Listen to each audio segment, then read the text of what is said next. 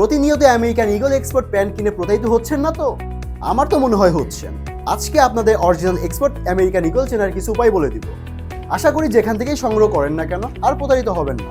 আপনার কি কখনো মনে হয় না যে যেটা সারা বিশ্বে এতটা জনপ্রিয়, যেটা শিপমেন্ট ক্যান্সেল হয় না বললেই চলে, এ ধরনের একটি এক্সপেন্সিভ ব্র্যান্ডের প্যান্ট যে কোনো পেজে বা রাস্তার পাশে পাওয়া যাচ্ছে?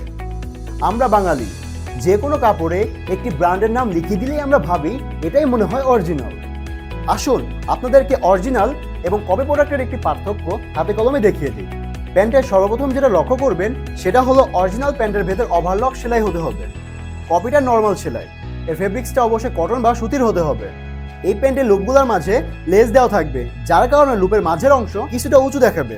পকেটের ব্যাপারটাও সেম, পকেটের উপরে অংশে লেস দেওয়া থাকবে, যার ফলে কিছুটা উঁচু দেখাবে। কাছ থেকে দেখলে আপনারা বুঝতে পারবেন কিছুটা উঁচু আছে, যেটি আপনাকে প্রিমিয়াম দেখাবে এবং কমফোর্টেবল ফিল করাবে। এবং 100% অ্যাক্সেসরিজগুলা অরিজিনাল থাকবে, রিপিটগুলা সোনালী কালারের হবে এবং শেপটা রাউন্ড থাকবে। ভেতরে অবশ্যই ছোট করে কান্ট্রি ওয়াইজ বারকোড থাকবে এবং কাপড়টা হবে অনেক সফট অ্যান্ড কমফোর্টেবল। কপি প্যান্টের লুপে এবং পকেটে কোনো প্রকার লেস থাকবে না। কপি প্যান্টের অ্যাক্সেসরিজগুলো সিলভার কালারের হবে এবং কোনো ফিনিশিং থাকবে না। আপনারা যারা অরিজিনাল আমেরিকান ইগল ব্যবহার করেছেন তারা জানেন এই প্যান্টগুলো খুব বেশি পাওয়া যায় না, তাই যাদের প্রয়োজন খুব দ্রুত অর্ডার করে ফেলুন।